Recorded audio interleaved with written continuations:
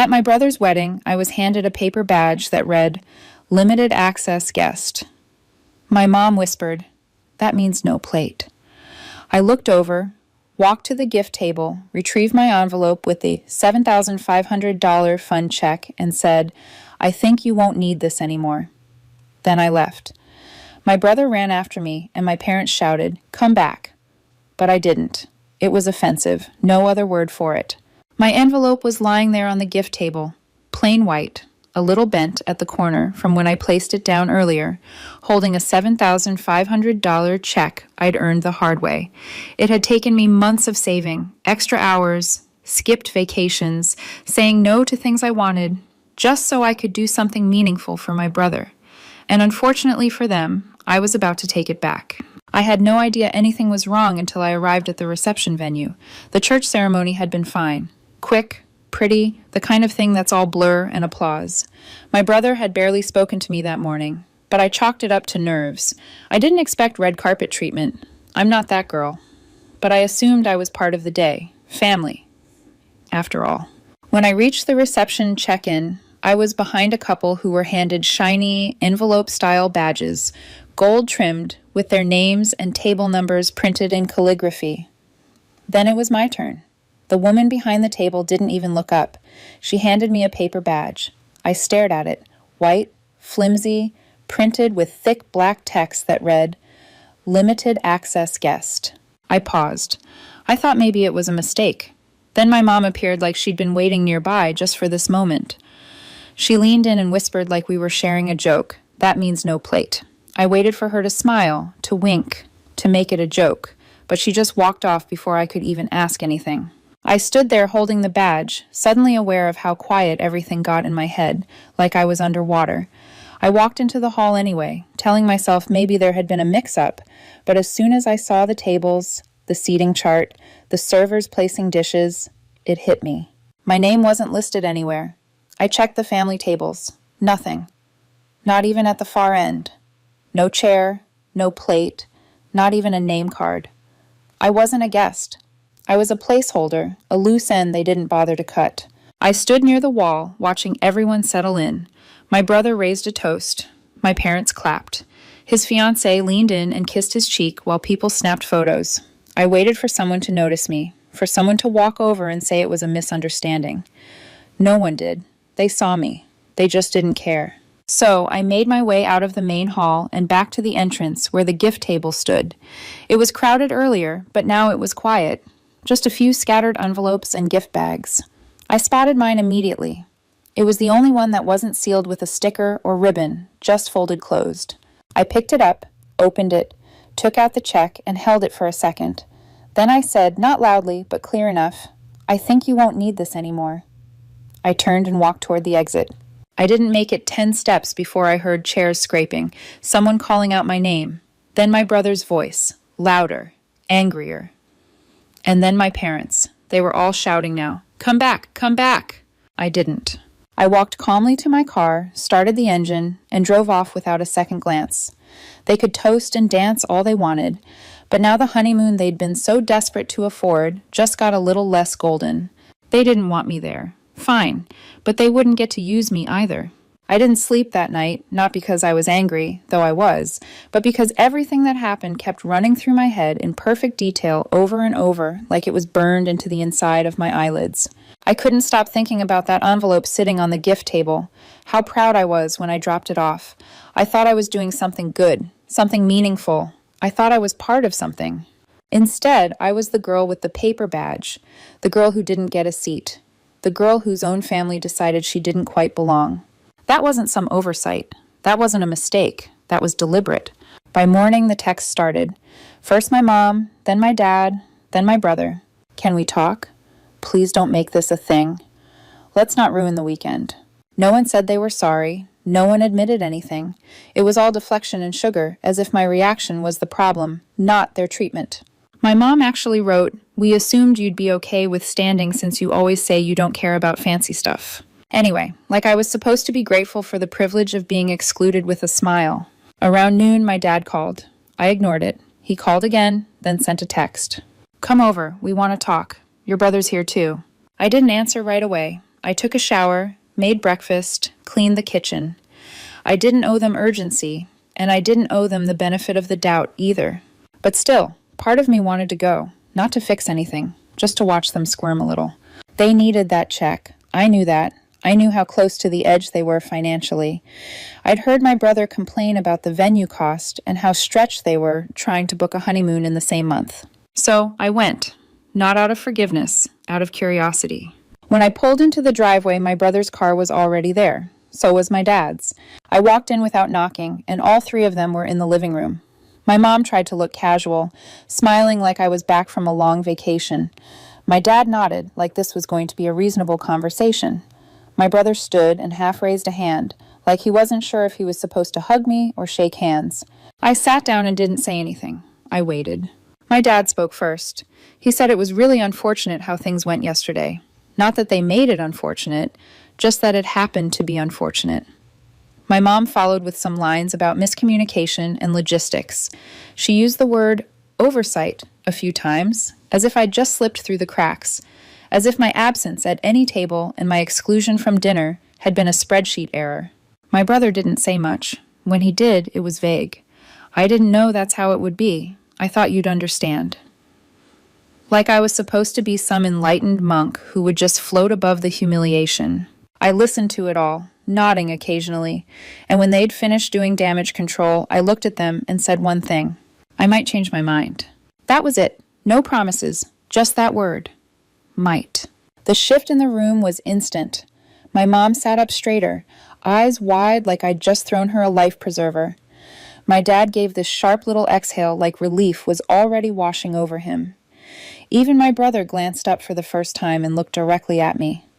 I could feel their hope thick in the air, like they thought they'd won me back.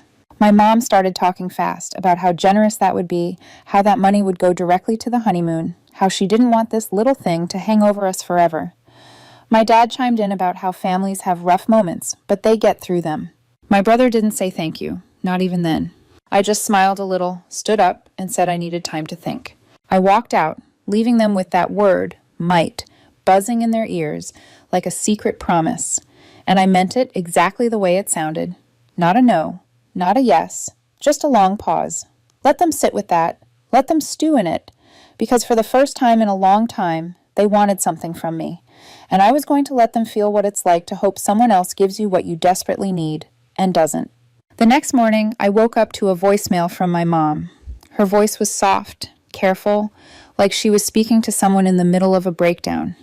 She said she'd been thinking all night, that maybe things had been handled a little too rigidly at the wedding, that perhaps they could have communicated things better. She didn't say the words I was waiting for. No, we messed up. No, I'm sorry. Nothing like that.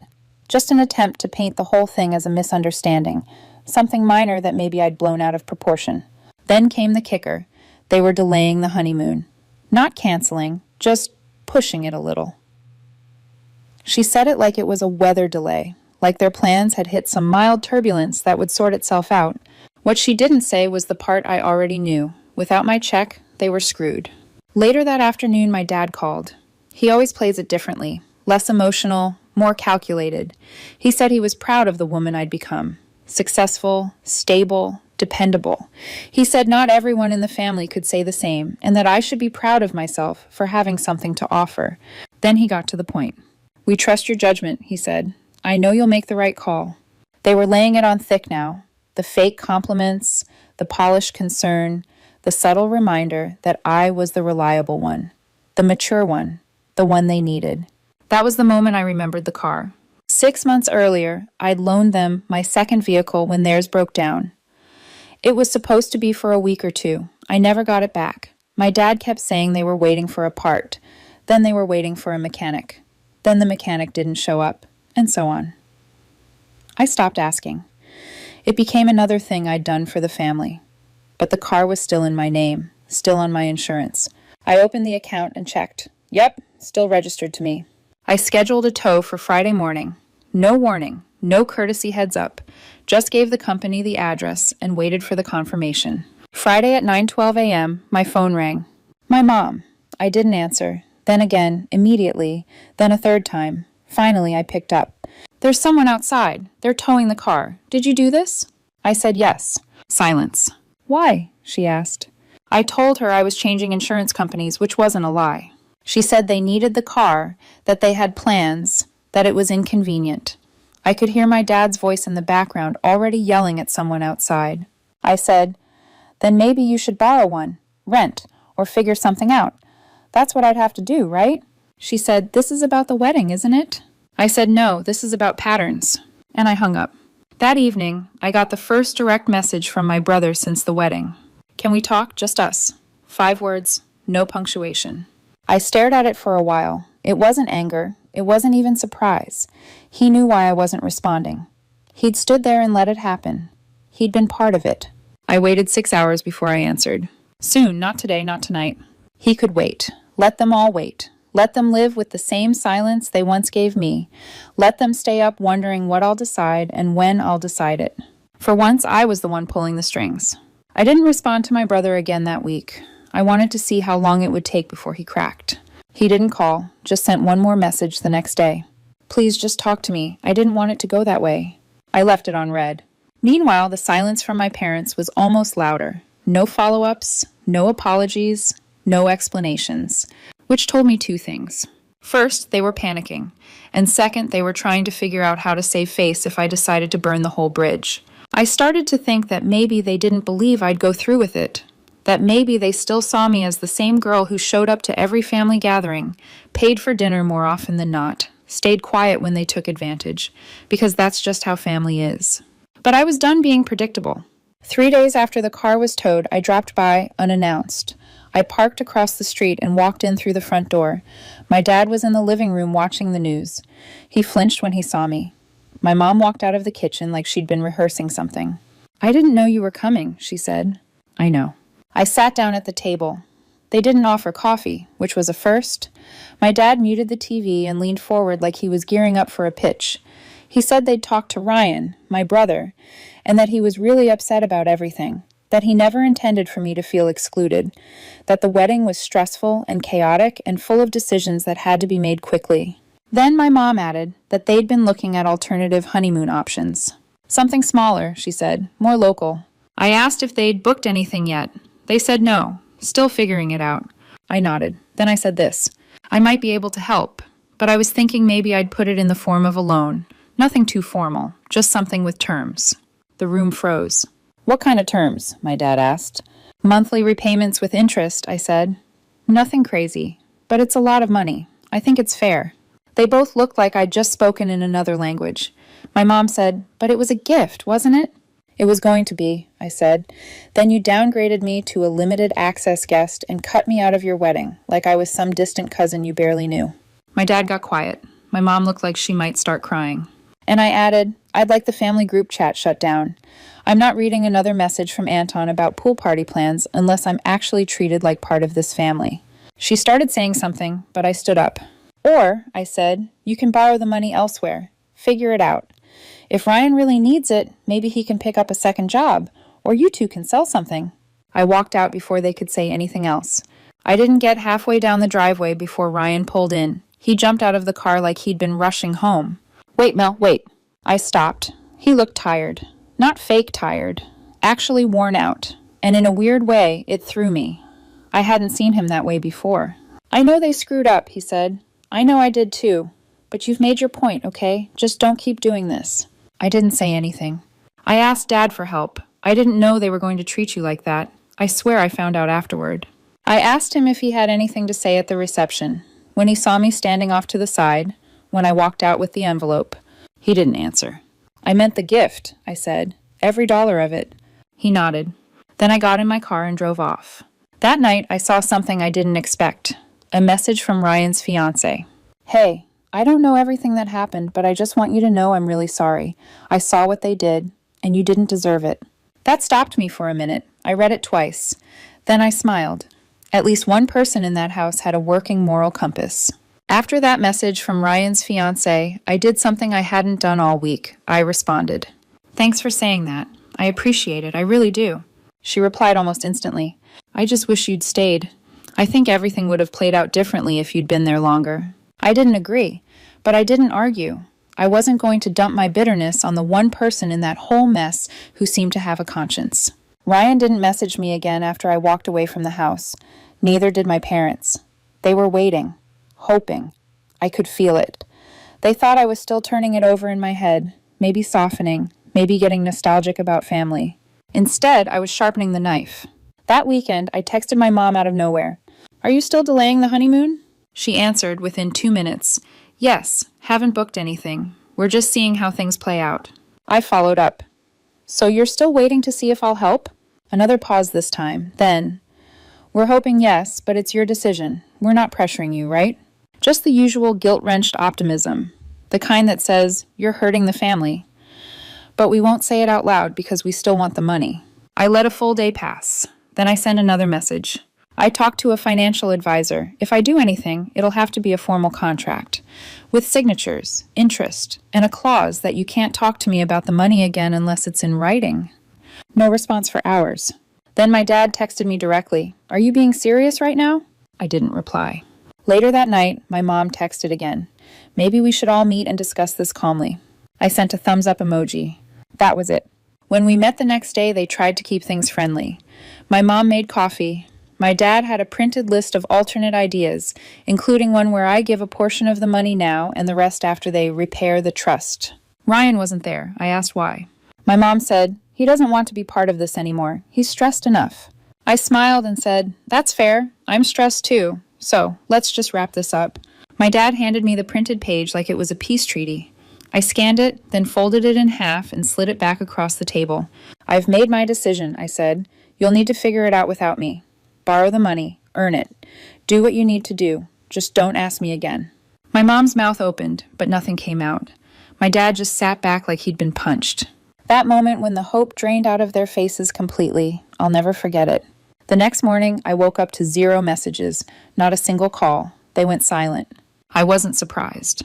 Later that week, Ryan's fiancée texted me again. "They told me you shut everything down. I just want you to know I still think you were right." I stared at that message for a while, then replied, "You're the only one who gets it." And she said, "Maybe I'm just not used to this kind of family yet." That one made me laugh. At least someone finally said it out loud. The silence wasn't peace, it was punishment. A week went by, then 2.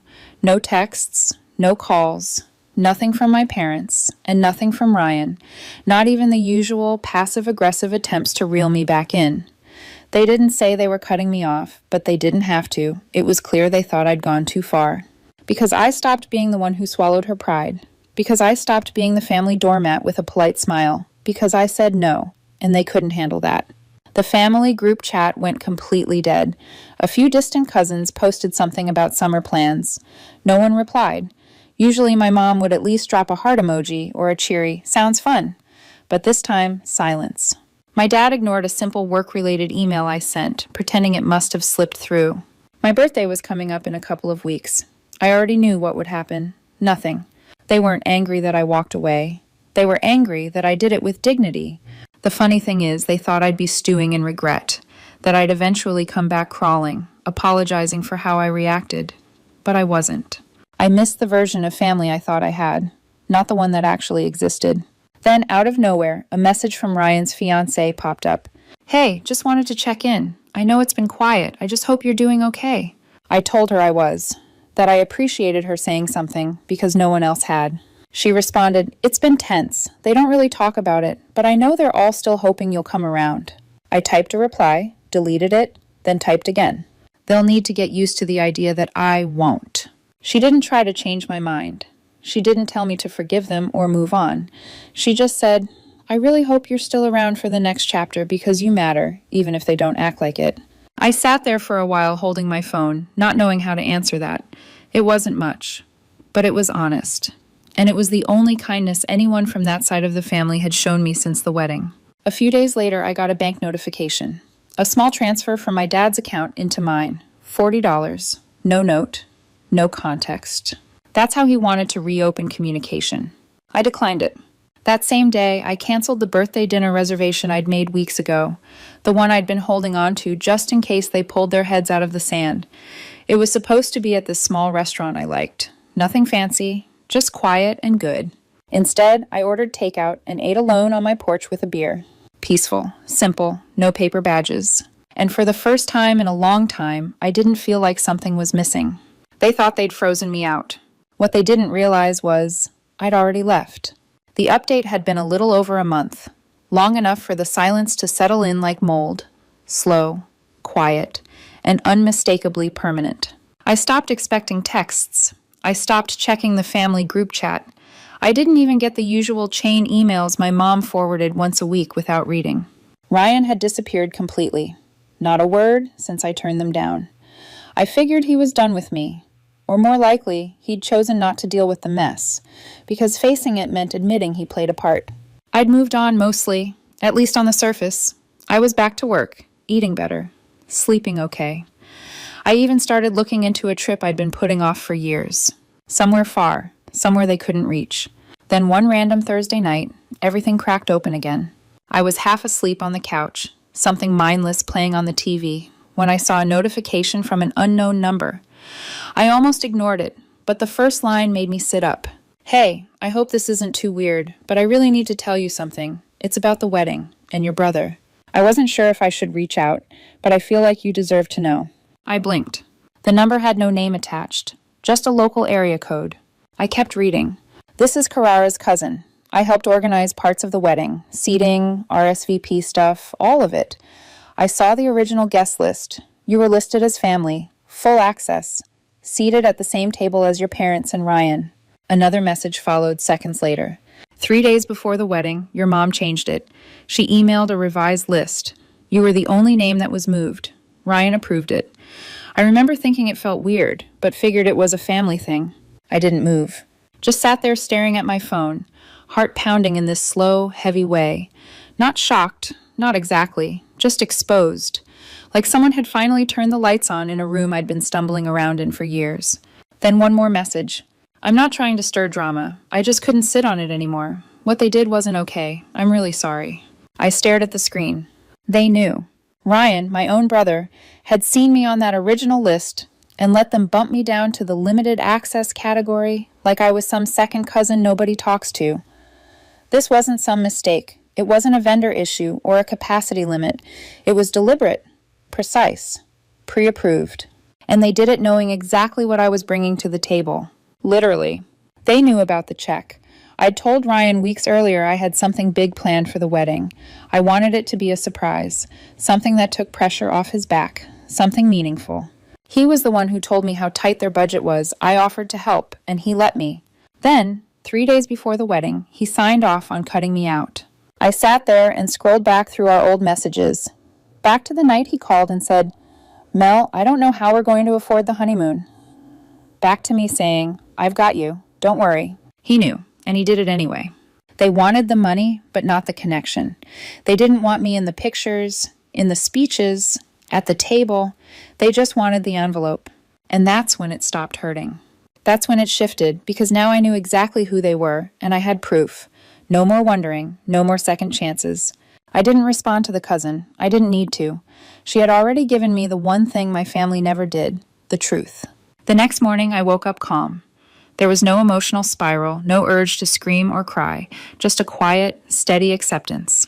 They chose this. My mom chose to exclude me. My dad chose to support her, and Ryan, he chose to let it happen. So I started cleaning house. I deleted the family group chat, left without a word. I blocked my parents on every social platform.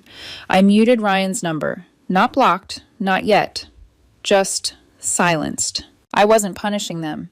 I was removing myself from the space where they'd built a version of me that only existed for their benefit. Later that day, I got another text from Ryan's fiancée. I don't know what happened, she said, but Ryan's been quiet all morning. I think he's realizing things. I didn't respond.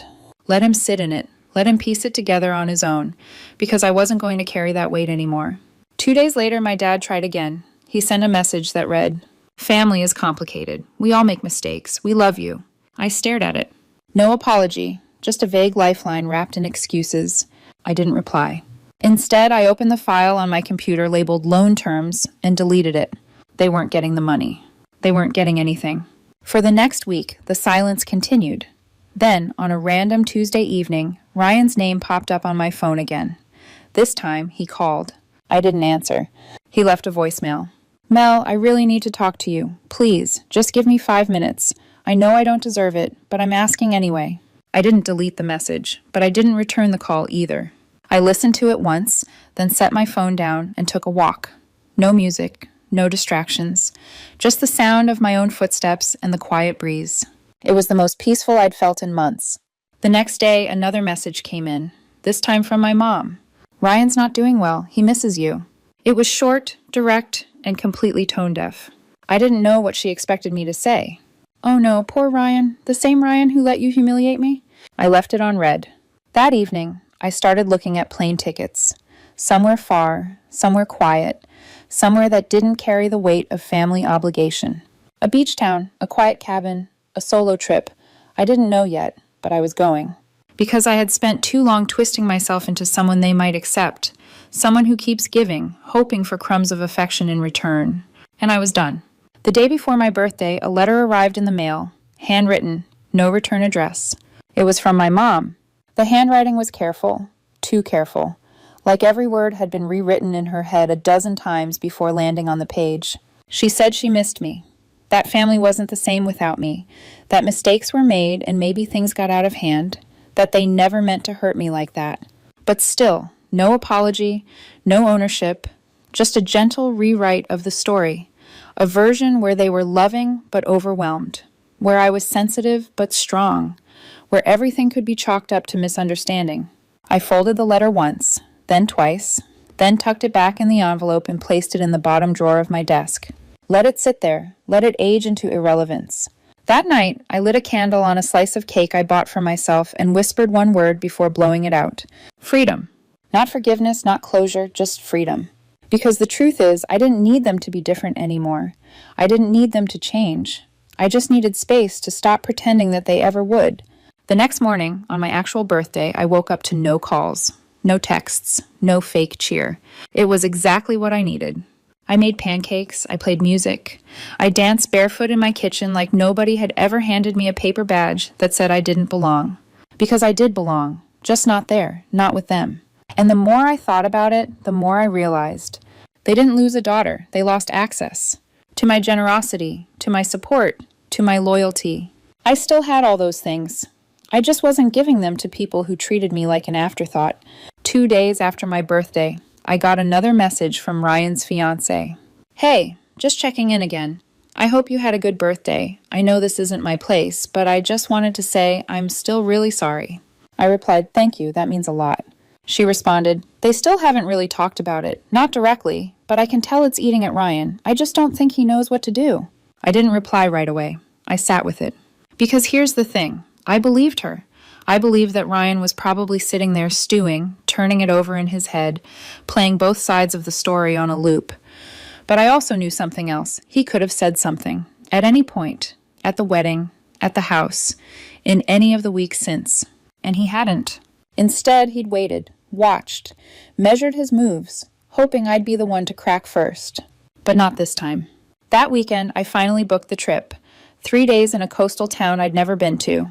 I packed light, just a carry-on, a journal, and the kind of clothes you wear when you're walking towards something better. I didn't tell anyone. I turned off my phone when I arrived. No social media, no emails, just the sound of ocean waves, the smell of salt, and the quiet that comes from finally, truly being alone, but not lonely. I watched the sunrise every morning. I wrote pages and pages in my journal, not about them, but about me, about who I used to be and who I was becoming, about how for so long I'd measured my worth in their approval, and how little that was worth in the end. On the last night of the trip, I walked along the beach barefoot and let the tide chase me. I laughed, out loud, and no one was there to judge it or quiet it or pretend they didn't hear it. I felt light. I felt like myself again. When I got home, the silence was still there. The group chat was still dead. No messages, no calls. But this time, it felt like a choice I had made, not a punishment I had to endure. That same afternoon, I found another envelope in my mailbox. This one from Ryan. It wasn't handwritten, just a folded note and a printed photo. The note said, I messed up. I know I did. I didn't stop it when I should have. I was scared of making things worse, and instead I let them get worse. I don't expect forgiveness, but I needed you to know. I'm sorry. The photo was from our childhood. A summer barbecue in the backyard.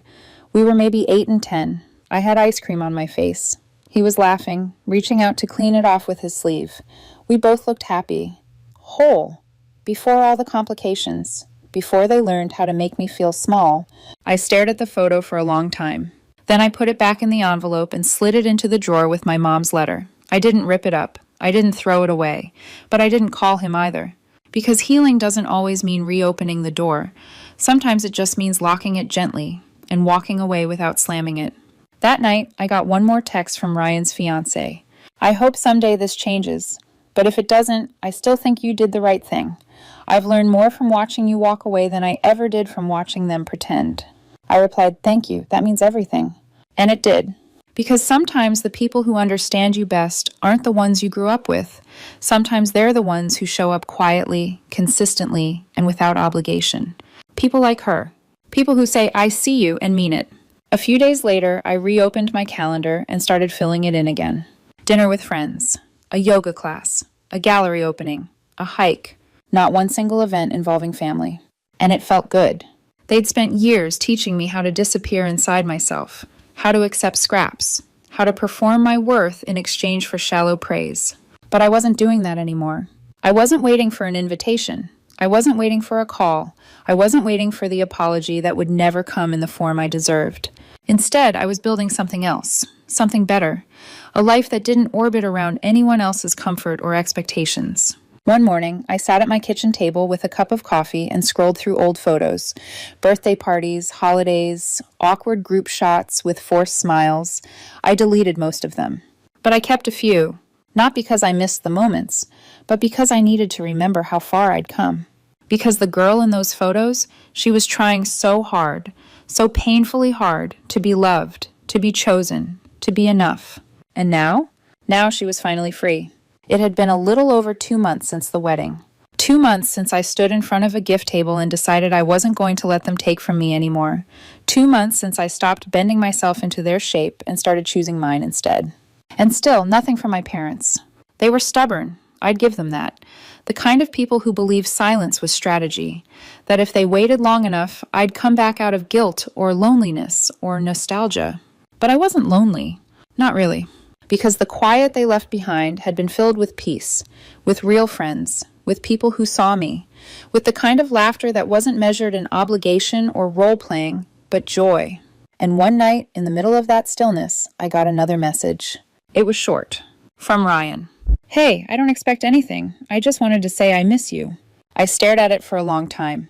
Then I set my phone down. I didn't need to reply. Not yet. Maybe not ever.